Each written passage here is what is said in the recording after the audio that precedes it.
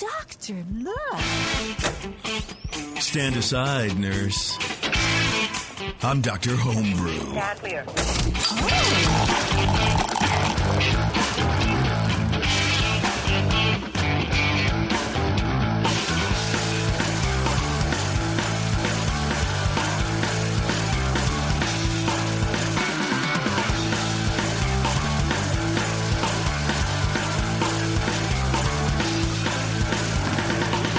All right, welcome everybody. Portland, HomebrewCon 2018. Thank you all for joining us here live in the convention space. I just rolled in half an hour ago. So I'm still on coffee for the morning. I haven't had any beer yet, and I'm actually very disappointed in myself and I think in my team around me for not pouring beer. Let's get you a beer here. Or any tiki drinks with umbrellas in them? I'm ready, dude. I am so ready to go get some tiki drinks. Tiki drinks and rainier beer, that's what I'm here for. This is just ancillary, but that's just me. Before we get to the beers, everybody, I do want to thank, of course, our sponsor, 5-Star Chemicals, the only way to clean and sanitize. They will have PBW, they do Star Sand, they do so much more than that. Check them out, 5starchemicals.com. They're good folks. They sponsor this show. I think they've been from the jump. Check them out here, too. We love them very much. They are here, right? Yeah, I believe so. I haven't. I just this hall is right huge. here. There's so much stuff here. It's great to see. It really is, man. And what's cool is there's a lot of things I've never heard of. Yeah. And so to me, that seems that homebrew in general is getting larger. Or it means you've been living under a rock. It could be both. Or you don't homebrew at all, and you don't really know much about what's going on in the homebrew industry anymore. I'm the Patrick Starr of the homebrew world. I just kind of live under a rock at the bottom of the sea. But it's pretty cool to see there's a lot of innovation coming out. There's a lot of people pushing homebrew and pushing homebrewers to kind of push their pushers. Yeah. Yeah. Can I share a funny story to start us off here? I doubt it, but go ahead and try. Well, it may not be funny. Obviously, I'm a little bit sick, and I'm having a really hard time judging today. And I'm getting a lot better. I can actually smell today, the first thing I can do. But anyway, before I came over, at one point, I'm staying at a residence inn, so they have like an oven and a stovetop, and I filled up a big pot of water, heated it up, and then put a towel over my head and put it in there. And then, I worked out, and I came back, and it was like 2:30, and I had to be here at 3:15. Yeah. And I turn on the water, and there's no water in the entire place. So I'm totally sweaty, and I call the front desk. I'm like, oh, the water's been shut off, sir. We knew that was coming. And you didn't tell me this? So then there's no water coming out at all. So I take that hot pot of water, and it's the only water I had in the place, put it in the bathtub, and give myself like a sponge bath. It was awesome. So that's what I did before I came over. Technical term for that, the horse bath? Or I don't know. Right. That's some Walking Dead shit right there. That was great. So did you and Michonne go? I don't look as bad as I could have been possibly. I could have showed up after flying here yesterday, not showering, then working out, but I managed to have that pot of water. If I didn't have that, I would have been screwed. But yeah, it was awesome to have That's that. That's a lesson to everybody out there. So whoever stays in that hotel room next will get to use the pot that I actually had in the bathroom with me, wiping myself down and dipping it back in again. So I'm happy. They're gonna enjoy some pasta out of that. They're a lucky person. Pot. Yeah, this pasta is very oniony. I don't understand. Why is it oniony? Of course, we have Keith here and we have Brian. Hey. Thank you for coming out, guys. I appreciate it. I'm glad we were able to do the show. I dropped all my notes here, of course. And then our first guest is Geoff. Now, Geoff has been on a couple of times, right? I have. I was on the first show, yeah. The first show, and I think you've been on another time. And I was on another time after that, yeah. Why are you still here? Because I really don't know how to brew. Fair. Yeah. Fair enough. Hopefully these guys can give me some good tips or tear my beer apart. We'll see what happens. Either one. I'm sure that they can do both. This is for me to drink? That is for you to drink. What is it? Is it just beer? It's just it is. beer. You can tell me how horrible it is, too. Geoff, you made a triple. I did, yeah. Well, let's just get right into this. Have you made a triple before? Is this your first time? I'm going to guess not. No. You look like the type of guy who brews a lot of different shit. I brew a lot of different stuff. I've been making triple for quite a while, so I don't know if that's... Well, I hate to say that after... I've already seen the score sheet, so I hate to say that I've been brewing it for a long time, but I have, in fact, yeah.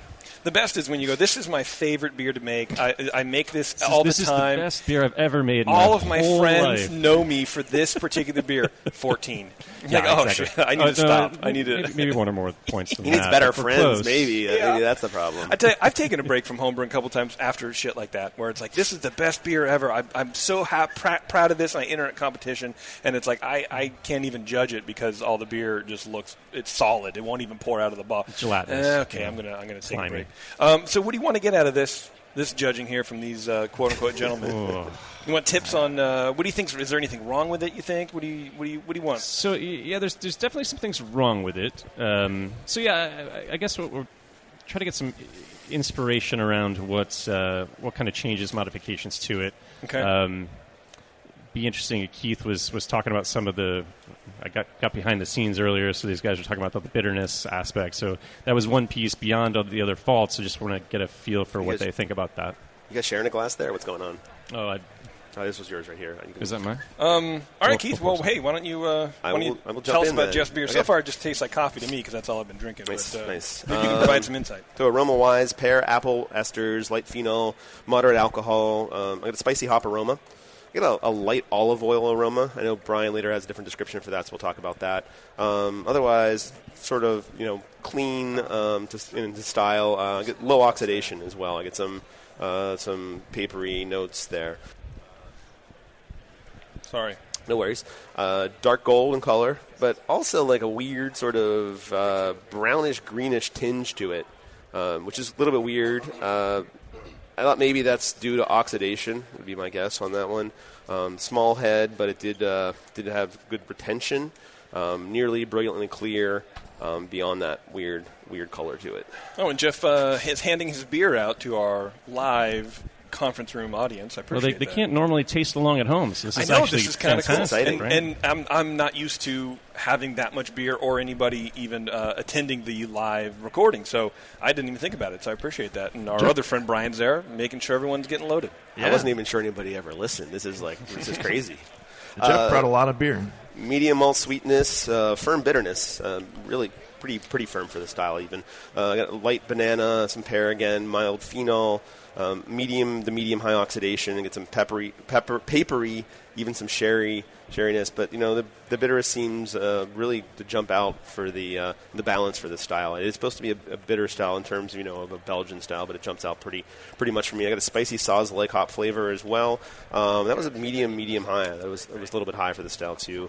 The sweetness is a touch high as well, and a fair amount of those esters that I was talking about, pear and maybe a little bit of apple. Mouthfeel, medium light body, medium low carbonation, too low for the style. You need it to be effervescent. Medium warming, medium to medium high warming. I said appropriate, but a touch high really. Overall, I thought it was a okay representation of the style. It seems a bit bitter. It seems to have some oxidation issues. The malt, it didn't really come across as a clean malt sweetness as I was expecting. And I think kind of the weird thing for me is that it's fairly bitter, but it's also oxidized, which is troubling in that this is an older beer that was oxidized and it's still this bitter. I imagine what it was like before it was oxidized and it was sort of coming across. Hey, this is a really bitter sort of style and a lot of hop flavor there as well. So I would for overall, and once again, I'm going to apologize for being sick here and sort of struggling through this a little bit. So I have some problems with esters and fermentation characteristics. Yeah, and how dare you? And but I think the oxidation jumps out at me, and that hop. So I would look at if it's not really old, what are you doing to get this oxidation? And then beyond that, in terms of the hop flavor and bitterness, I would probably tune that down a little bit and back off some, and maybe some of that's water derived as well in terms of the bitterness. Maybe you want to look at softening your water somewhat for this, and we'll talk about that, what you've done with the water. All right. What did you give him? I gave him a 26. 26. Right. No, sorry, that was a 25. 25. All right. Looks like 6 to me. Okay. What do I know? I miscounted it before I was doing 8. Anyway, out there, are you guys getting the same things that Keith's getting? Sort of, kind of oxidized. Just hold your nose and pretend like bitterness. you're sick, and then you can probably get the same stuff. Pretend like it smells strawberries. Yeah, plug your nose. All right, Brian, go ahead. Let's see if you can do better. Yeah, a little history though. I mean, Geoff is a great beer judge and is still a member of our Mad Zymergist club, but then he moved, so I'm still mad at him for that. Well, take it out of him on the score. In the beer, aroma, I got some low spicy phenols in there, a little kind of peppery, a moderate honey-like and papery oxidation of the malt is evident. Just smells kind of stale. That's one thing. That's one thing I don't remember. I need to remember more of is oxidation isn't necessarily just wet cardboard. Right. It's other. It can be that honey kind of thing too. It'll go different ways, and a lot of times it'll start out with the honey and move on to more nasty, wet cardboard kind of things. But it's kind of in between. It's not all the way to cardboard. So yeah, not horrible there. Probably shouldn't have knocked it down as badly as I did, but I gave it a 5 on the aroma out of 12. The esters were kind of low too. It just wasn't very bright. I didn't like that it didn't really pop. It had no kind of brightness to the esters that I would have liked to see in there, and just a little more fruitiness would be nice. It might be that's getting covered up by some of the stale malt component that's kind of interfering with that coming through very well, but I didn't get any obvious like diacetyl or acetaldehyde or anything like that. But yeah, so appearance-wise, again, it was a little weird looking. It had kind of a light, kind of grayish amber. It does look a little grayish, maybe like amber color. like a green tint, maybe like a green tea, maybe a little bit. Yeah, it's a weird it's color. Kind of a tea-like color rather than a beer-like color. Yeah. So low white head that faded moderately soon after pouring, but it can be roused. It seems like you'd normally want a bigger, fluffier head on that guy. But the beer is fairly clear. There's not much haze in there. It's an interesting looking beer. So I gave it a 1 out of 3. New England style triple. Just for looking interesting. Otherwise, you can't really. Can you give a 0 there? I don't know. You can do whatever you want, dude. This is Oregon. Yeah, this is Dr. Homebrew. We do it our own weird way. In the flavor, the malt is rather kind of muddled tasting with the low. Again, that honey-like. I got some kind of dark sugar flavors in there in the malt too. It's got a bit of sweetness. It's not super sweet, but it's just kind of the malt's expressing itself in this weird way that gives it the impression of sweetness. It might be actually, it feels like the finish is fairly dry, but it's got this odd little tinge to it, like a weird sugar, like a dark sugar kind of thing. So not brown sugar, but like a sugar in the raw. You know what I mean? I hope Geoff used like the most esoteric, weirdest. I hiked the Himalayas and bargained with a donkey to get this sugar. Yeah. That's what I hope. That's my hope for this recipe. Yeah. The alcohol is very evident in this beer. It comes across a bit solventy to me, a little biting and harsh. Not extremely so, but it's pretty substantial, and it's very noticeable. And you want that to be delivered a little more smoothly in a nicely executed triple. I get kind of a medium floral, spicy hop in there. It is fairly bitter. I do agree with the comments about the bitterness that Keith put out there.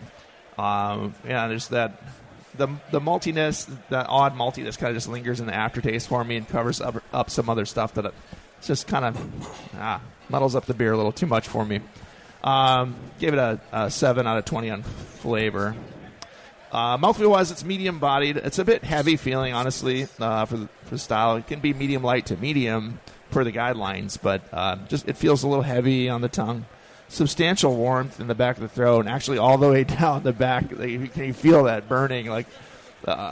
It's a little rough back there. The carbonation is very low. It's I wouldn't say it's not flat, but it's getting towards that, and it should be a lot fluffier and spritzier for sure.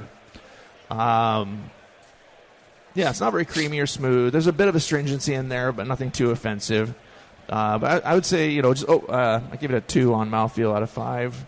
Overall, it's just the oxidation of the malt compounds here is just throwing the balance into a weird place, I feel like, and it's on this triple. Otherwise, it seems like it could have been a pretty good recipe.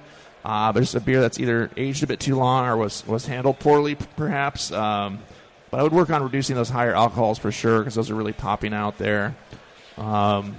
Maybe back off the bitterness a little bit too, but that definitely needs some more carbonation. And that there was one of the talks here talking about how just the carbonation really helps to drive the flavors, and you can take a certain beer. It was actually in the Cicerone talk. He's talking about how you can take the same beer with like 2.5 volumes and boost it up to 3, and it just makes it almost a completely different beer. So, this is a different beer because it's on the low side. So I give it a 20 altogether. So that was a 4 out of 10 on overall impression. So, and just because I hate Geoff right now.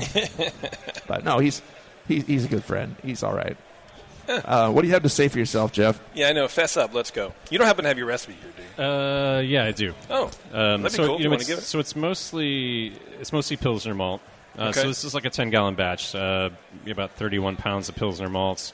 about a pound of aromatic, 5 pounds of just straight up sugar. What type of sugar? Just table sugar? Himalayan donkey sugar. Donkey sugar, Yeah. I guess. That's the best kind of That's stuff the technical you can term get, for man. it, I guess. You can probably buy it at Cost Plus right now. Yeah, I think so. I walked further for it, but yeah, just straight up regular, just sugar. Okay. Straight up regular sugar. And then I used Holler Tower Middle Frew for 60 minutes, about 120 grams there. So, yeah, more on that in a minute. And then What's about a gram? What are you talking about, grams? How many ounces is that? I don't know. I'd have to do math to figure out what the ounces were. I'm that's not fine. exactly sure. I'll but- do it. I'll get back to you in an hour. And then about 60 grams of Sots at 10 minutes. Grams. And then just I think Y yeast 3787, the high gravity Trappist yeast, which I use a lot actually. Okay. What was the firm temp? I want to say for that I normally do about 67 for this yeast. Is that too bitter? Do you guys think? Now that we know the recipe, if you can convert I grams can't convert grams into ounces. ounces. I'm not very good at that. See, either. that's Geoff. So- It's a code. It's a codex. I have a scale that works well enough where I can. So I want to use say it's ounces, probably but- it's probably 4 ounces of bittering hop. Well, I mean, how are we Okay. going to know? I mean, the middle fruit could be at any alpha acid. It could be at any age. It's really hard for us to tell that off. So I can say that what I did. So I normally made it about half. Yeah, about 4 1/4 ounces. So, so I had been making it with about half as much bittering hop and aroma hop. Okay. So this recipe specifically, I just said, hey, I'm gonna. It wasn't enough. You're going to bump it up. I'm just gonna double it and see what the hell happens. Yeah. Well, what do you think of it? Because I'm assuming when you have it, it's higher carbonated. I guess I would hope. Maybe. Yeah. Not. So It's not bottle conditioned, right? No, Okay. it came out of the keg, and I was traveling. I came home, and all 5 taps were dead, and so I just had to throw CO2 on it real fast and get it ready to bring here. So, Okay. So yeah, it's totally flat and unfortunate, which sort of a lot of times when you're doing a score sheet and the beer's flat, it really sort of kills all the flavor, aroma. It kills it across the board, even though you're only at 5 points for mouthfeel. It sort of kills everything else. For sure. What was your water like? What was the water? The water is super hard. So I'm dealing with. So I just moved down to Santa Barbara from the Bay Area, and sort of dealing with the fact that they've got super hard water, and so yeah, it's accentuating that bitterness for sure. Yeah, definitely. I think that the minerality is probably playing off the bitterness there in a weird way too. In age, did you say how old this beer was? Yeah, so it's probably about it's probably 3 or 4 months old. So it's not super old, which That's not bad. no, and I think you've got the bitterness piece, and that's hoppy, right? So you're like, hey, why if it's going to be old and oxidized? I think some of that is probably just my bottling technique for like, hey, I'm just going to slam this together and bring it. I'm guessing too, though. I had an old sack of grain, old Pilsner. It was like probably almost about a year old, and I was like, well, I'm just going to make a triple out of this, so that could be some of it too. The old sack trick. I gotcha. Well, do you have any questions for anybody about the recipe or what you can why do? Brian hates you so much? Yeah, what is Well, we know that. No, I know that. I mean, so what do you guys think about the bitterness? You think it's over the top? I mean, think it so. definitely did. I wanted to see. I was like, hey, let's just ramp this up to 11 and see what happens. I think it's a little it is. distracting. I think it is, for sure. Yeah, when it's pushed up that high against everything else that's there, the alcohol and the the phenols, I mean, this kind of messes it up a little bit too. But it's just weird too because it's so low on carbonation and that messes it up too. So it's pulling it a couple weird different directions. You had the carbonation, it would probably bump the bitterness up even a little more in terms of impression. I think I think. How do phenols play with bitterness? If you have a high phenol beer, can that interact oddly with a high bitterness? Yeah, well, You know what I'm hop saying? bitter. Yeah, I mean, hop compounds are phenolic as well, so they do kind of clash a little bit. If you have too hoppy of a beer with too many yeast derived phenols, you're just like polyphenol soup. It's just like kind of explodes in your mouth a little too That's much. a good beer name, dude. There you go. There we go. All right. Polyphenol soup. There might be a device somewhere around. You can take a bottle of that and just have it carbonated a little more, and we can taste the difference. Instant carb recipe. Go wander aimlessly around the hall and see if you can Well, you find can just grab like a carb cap, one of those Yeah, things, just get and a do that. carb Put it cap. into a a 2-liter bottle or a liter bottle and do that. But yeah, that's our best suggestion. I don't know why you keep coming on this show, Geoff. It's like glutton for punishment, I guess. Yeah, his self-confidence is too high. He needs to. Yeah, I mean, I normally feel good about myself, so I come on the show and. Me too. And that's usually how it goes. Anything else, Geoff? Any questions for the guys? Or No, okay. I've had enough of them. Okay. Hey, again, me too. So I feel you right there. I've had enough of us too. I've had enough of myself, really. So what I haven't had enough of, though, is more beer. The guys just right over there. They've teamed up with John Palmer. You guys all know John Palmer to make 27 beer kits based on the recipes found in Brewing Classic Styles, written by John Palmer and someone called Jamil. I don't know who that person is. I've heard of that guy. Ghostwriter, I think. These kits are true to style and are all within BJCP guidelines, enabling them to be easily entered into that upcoming competition. Buy 2 kits and get fast and free shipping from More Beer. Go over to the folks at morebeer.com, tell them we sent you, and then just hold your hand out. And they may give you something, and they may call security. I don't know. Okay, we're going to take a break. We're going to come back. Jeff's going to get as far away from us as possible. Brian's going to come on here, and we're going to have an American Barleywine. You have enough to share with everybody, or? Oh yes. So those of you, if you want some American Barleywine from Brian, hang out, and we'll be right back. Cheers. Hello, fellow BNers. This is Sully from the 21st Amendment Brewery located in San Francisco, just 2 blocks from Giants Park. Before Nico and I opened the 21A and before I was a professional brewer, I homebrewed on my small 4-burner apartment stove in a back house in Santa Monica, California, making my extract brews before graduating to the daunting idea of all-grain brewing. Homebrew books and information was hard to come by back then. The internet hadn't been invented yet, along with other things we take for granted today, like electricity and potable water. One thing I wish I had back then when I was learning was a radio show that could teach me the ins and outs of brewing and answer questions that I had about homebrewing, a resource for making great craft beer. The 21st Amendment Brewery is excited to be a proud sponsor of Dr. Homebrew, a great show that teaches you what you need to know about making incredible beer. Good stuff. Listen up, you might learn something. I certainly did. And thanks for your support. Tasty Crack Games. Dr. Homebrew, please report to the ER for a code blue. Dr. Homebrew to the ER, please. No, and your tea time has been moved to 2:30. All right, thanks for sticking around, everybody. Just sipping on Keith's triple instead of Jeff's triple. This is pretty good, man. Thanks. I would give it a 32. Wow. It's pretty young. It's only like 2 months old. It tastes a lot like coffee. That's why. Good. Why not a 50, JP? What pulls it down to 32? Well, I mean, it's a 32 out of 33. Oh, okay. That's my own personal your scale goes lower. I see. Well, that's yeah. why. That doesn't surprise me. The scale goes lower. Yeah, that's why you feel better if you get a 10. I think it's probably it's a little too banana-y. I don't like the esters in it. I'm not a huge fan of those necessarily. I think that's probably my biggest complaint about it. My scale goes to 51. That's really good, man. Thank you for sharing it. Taylor doesn't get any, though. I like the triple. There's some over here if Taylor wants some. Taylor, do you want some? Taylor's running the boards for us. Here, I'll give him In the this. orange canteen. And we'll do that. Don't drink out of the orange canteen, man. Excuse me. Before we get to our next guest, of course, I want to tell you guys about Great Fermentations because they have the largest catalog of Blickman products on the web. You guys know the Blickman booth right back there. They offer top-notch customer service, same-day shipping on many items. Check them out. They're all over Facebook and Instagram and Twitter as GR8 Fermentation. GreatFermentations.com. Good people, supporters of the show, and we enjoy them very much.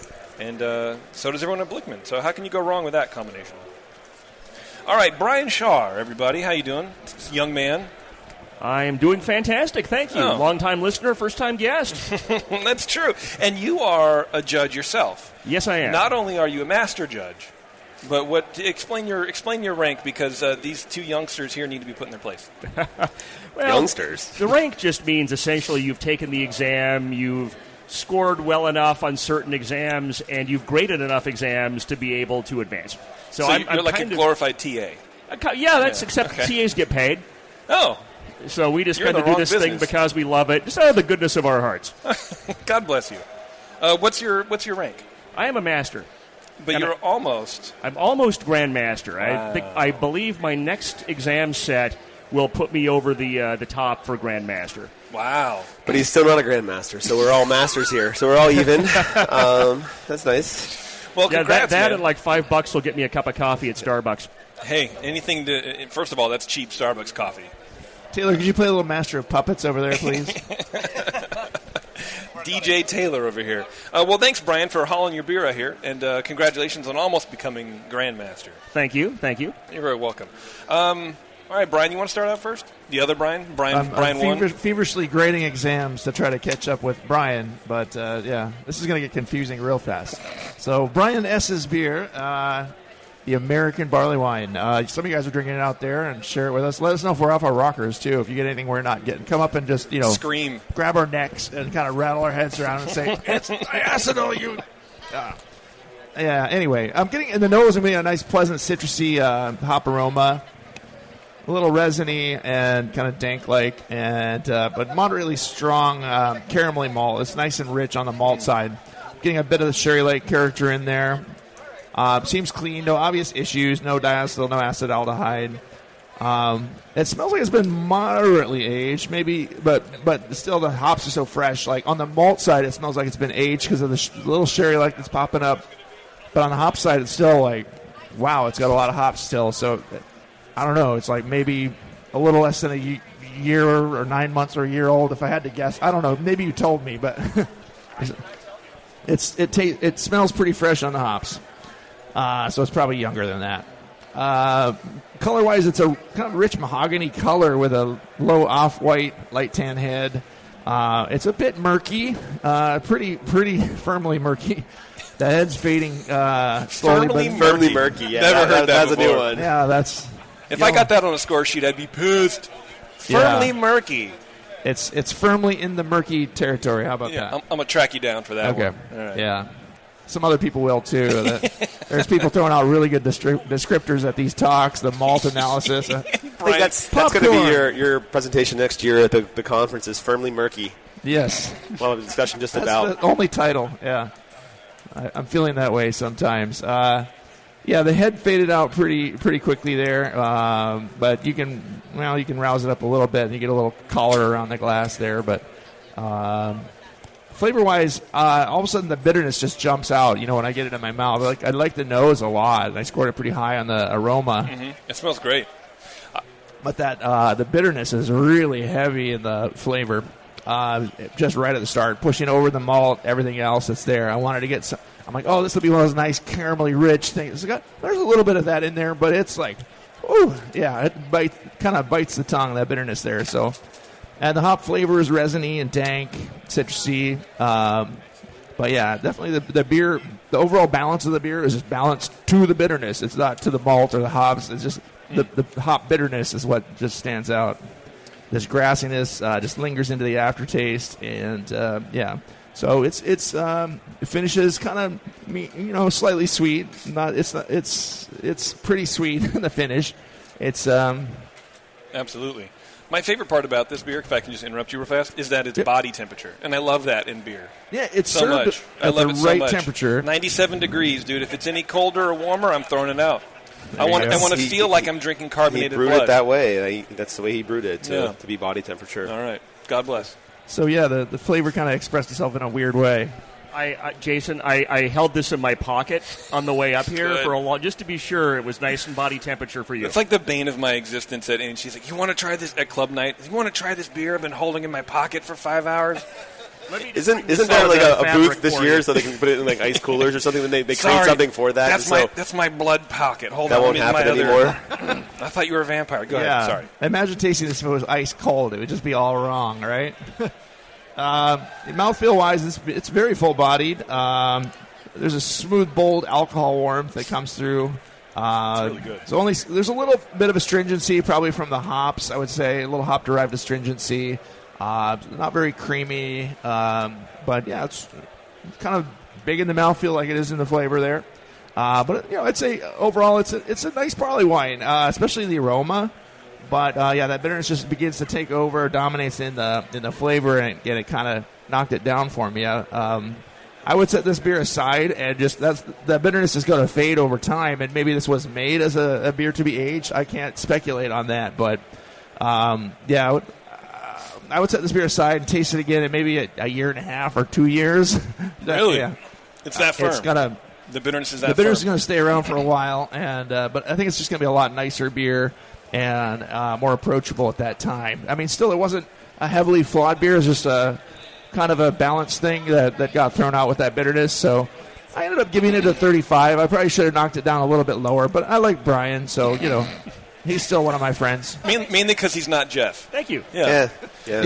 I don't know, man. I'm not really a barley wine head, but I think it's ready to go now. I would just drink the hell out of it. I disagree with Brian entirely. Yeah. I am sick, so my comments are going to be a little bit off, but I think this is the prime time to go now, and I think any more in the future, it's going to be too sweet.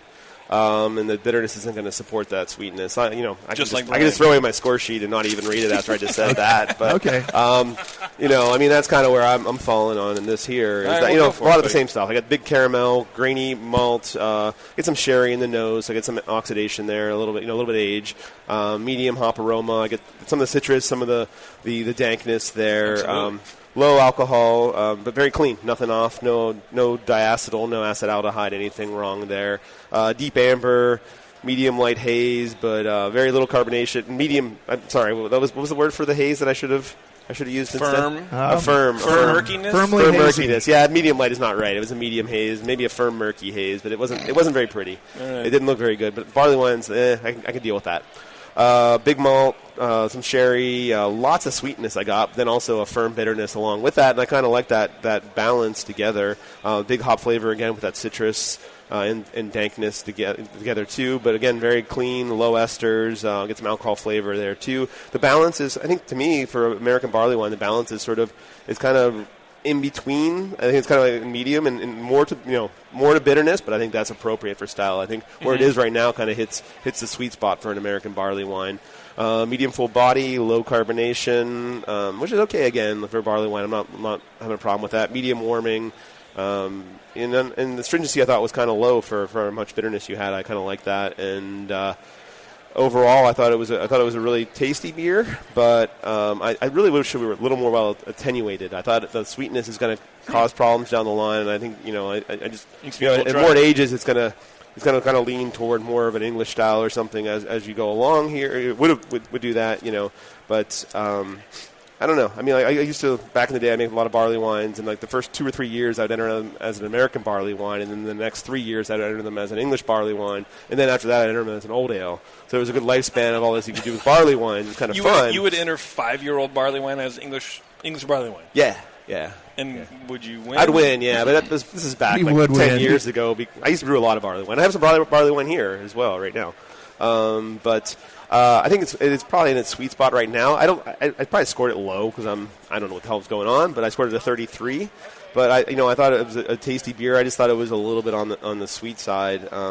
I'd like to see a little more attenuation. I'm really interested in hearing about the recipe and where it actually finishes, and compare like what Brian and I are both thinking about this beer and where it should be. But yeah, barley wines are tricky because of the whole age thing. You want some hop character. You want some of the age as well to make them tasty. That oxidation character, the sherry notes are actually really great in barley wines, but you also want to have some of that hop character. So it's how do you balance all that and all of the bitterness and then also the malt. And so it's like year to year, barley wine can hit its peak and then it's something else. And you may not win, but it still may taste great. But in a competition, but it is a tricky thing to deal with. And this beer is a lot like life in a way. It's bitter and sweet at the same time. That's the and firmly murky impression. Right, very firmly murky. All right, Brian. What's your recipe? Actually, if you want to hand that out all right, verbally, please.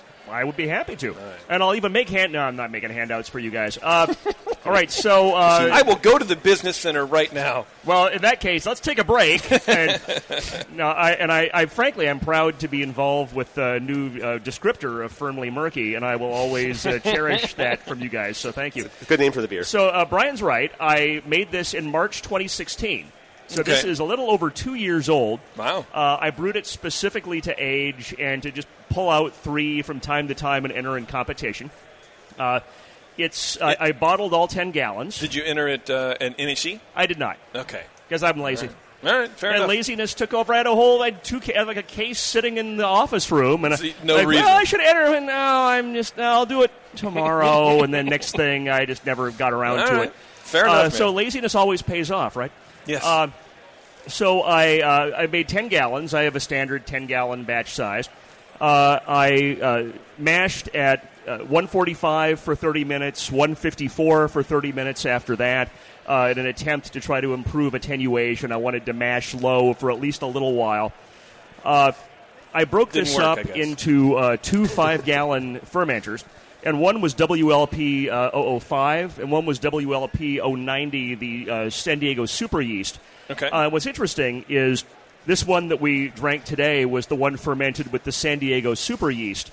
So the original gravity was 1.100, a little bit less than I had wanted it to be. The super yeast finished at 1013. Wow. Which was really, I was shocked I got it down that far. What would it normally finish at? Sorry. No, it's the 07 got down to 022, which is more like what I would have expected. But because that's it's still 80% attenuation. It's pretty good. And 80%, especially for a really big beer, is a lot. So I made a starter. I don't have notes on how large the starter is, but I typically, for something big, will make a couple liters. So I went ahead and did that. So my recipe, I based my recipe on Jamil's. Got to put your eyes on, dude. Yeah, I'm old. So you know what? All right, Grandpa, get your eyes on. So here we go. Now I can actually. So I use some malts that we can't get in the 21st century. So for 10-gallon batch size, 2 pounds Crystal 80, 2 pounds Crystal 15.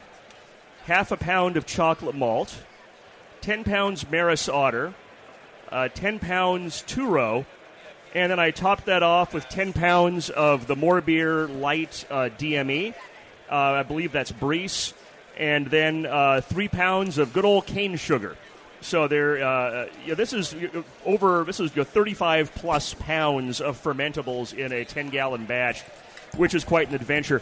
I boiled for 90 minutes. Okay. So my hops, 4 ounces Columbus, which is kind of the dankiness, Brian, that you were talking about. I don't generally like Columbus, but I like it in conjunction with Galaxy. Okay. So Interesting. I did 4 ounces of Columbus at 90 minutes, 2 ounces of Columbus at 60 minutes, and I can't even remember why I chose this. 4 ounces of Pacific Gem at 30 minutes. Somebody must have given me some. I was going to say, was that free hops at from HomebrewCon in 2016? I believe that was maybe from 2015. I don't know. I may have still had them in my freezer. I got some free hops somewhere. Yeah. I'm pretty sure, I'm brewing a barley wine. Let's just put these free hops in. I guarantee you that's where they came from. Why not? So that was 4 ounces Pacific Gem at 30 minutes, 2 ounces Pacific Gem at 15 minutes, and also 2 ounces of Galaxy and Columbus at 15 minutes. Okay. Right at flame out, 2 ounces each of Galaxy and Pacific Gem. And then I dry hopped with 4 ounces of Galaxy. So I pretty much jammed hops in this thing everywhere I could jam hops in, which is why, Brian was saying there's a lot of hop character to this. Yeah, I put hops in the beginning, middle, end. Yeah, it's Howard from my club in the audience is saying this is an Australian barley wine, and I think there's a lot to be said for that. An Aussie, New Zealand sort of Pacific extravaganza. That's true. That's a good name for it. Mildly, firmly murky Pacific better. extravaganza. Well, that's true. Why not both, Keith? Hey, I guess. Hey, more man, is better. Every beer needs a subtitle. So this is the one that finishes at 10:13. This is the one that finished at 10:13. This is almost 90% I don't believe it. attenuation. Anybody in the audience believe that? So I'm thinking all of that sweetness is coming from the alcohol somehow. It's just this smooth, rich alcohol I don't know. sweetness. I don't know. I don't know what else to say. That's crazy. I just poured my barley wine here, which probably finishes at 10:20 something, and it tastes drier than the 10:13 one. Yeah, I mean, I use what I do for my final gravity measurement, and I use my refractometer and then use the more beer. Yeah, I just see how far it pushes back. Do I float in my beer? Yes. Okay. Full bathtub of it, and just sort of. Problem is that uses up like 20 gallons of it to test that out. True that. No, I'll use the refrac and then the More Beer spreadsheet from the More Beer website to kind of. There's the Excel sheet that backs out the finish the final gravity from the refractometer reading. So, right. Maybe it's not as accurate as going ahead and just taking the full hydrometer and taking the full reading, but I'm lazy. and I could just put a couple of drops on there. I'm good. Keith is also a flat earther, so he doesn't really believe a whole lot of things. No. I mean, like what I do for final gravity and original gravity and all that sort of stuff is I take multiple readings with different hydrometers with a refractometer and do everything and chart them all out and make sure it all nobody does. Make sure it's and I have like one of those final gravity hydrometers, which you can't use for barley wine anyway usually because it goes above 1020. But you want to. I'd be willing to bet like 9 times out of 10 nobody takes even a final gravity reading. I rarely. How many people in the audience take a final gravity reading who brew? Yep. Consistently. Yeah. You can say there's the hands start dropping. That's right. So there you go. Half the people aren't even brewing. They're just here to see all the hot homebrewers. So that's true. There's hot homebrewers somewhere. Yeah, we'll find them later. Yeah. Okay. Do you have any questions, Brian? For these young whippersnappers? I think thank you for reviewing this beer. I mean, clearly it's very flat, and that's a big flaw with this. And I was dumb when I bottled this, because I knew it's a barley wine, and I knew I should add yeast. But I had to bottle on a particular day for whatever reason, and I didn't have any more yeast, so I'm like, screw it, I'm just going to bottle this. And that was a big mistake, because all my yeast had pooped out. I needed new yeast. So that was an issue, and I think that would have made it maybe seem a little less sweet, or a little less sweet to have some proper carbonation on this. I distinctly asked for if you had a question, not a statement. No, but it's a really good point. It's something we should talk about is adding yeast back to barley wines. And what I'm pouring right now, I made it for my son's when he was born, the week he was born, and I made this is obviously from the keg, but I added champagne yeast. I've been doing this for like 10 years, adding champagne yeast to bottle barley wines, and I've never had like over attenuation or it fermented more. It just gave carbonation to the beer. And before I did that, I used to have the same problem you had, where the beer is basically flat when you're pouring it. It's still tasty, but it just it's not as good. So I think it's an important thing to note when you're making a really high gravity beer like this, and don't be afraid of something like champagne yeast either, because it has a high alcohol tolerance and it works and doesn't do anything crazy to the beer either. So I once took a barley wine that was doing that, and I'd bottled the whole batch, and then I just gently poured it into keg and force carbonated, and it worked just fine. I mean, it's a barley wine, so it can take a little oxidation. I was as gentle as I could be, and it worked okay. It wasn't perfect, but that's another way you can overcome that, but it's maybe a little weird way.